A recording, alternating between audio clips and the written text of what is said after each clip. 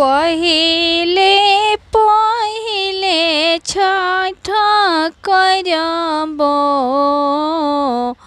भूल चूक माफी करिह देत माल। पहिले पहिले छठ कईनी छठी मैया माफ करिह भूलो चुके हमार।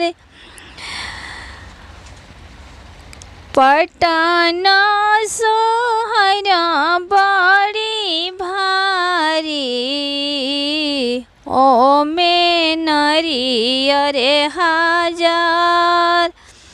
पटन से मंगई बनरियर फल हाजीपुर से केरवा जरूर। पटन से मंगई बसोथनी फलवा हाजीपुर से किलवा जरूर। घोड़ा चढ़ी आदि तमल छठ करब जरूर।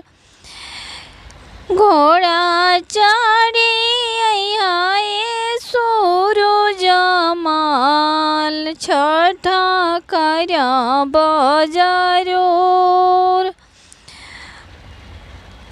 पटन से उखिया मंगईब छठ करब जरूर। सुथनी मंगईब जरूर बोड़िया लईब जरूर।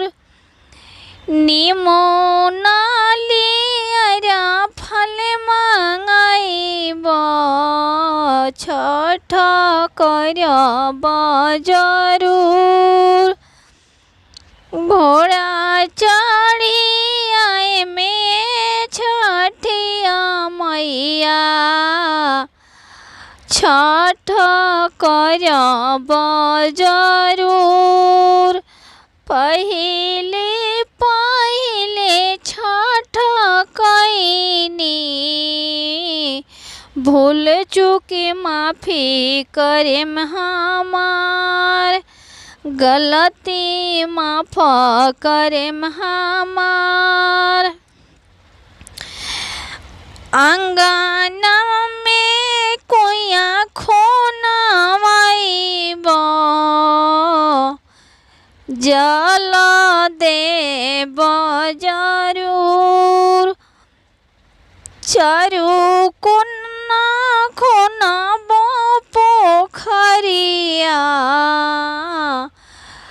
फलवा रखब जरूर।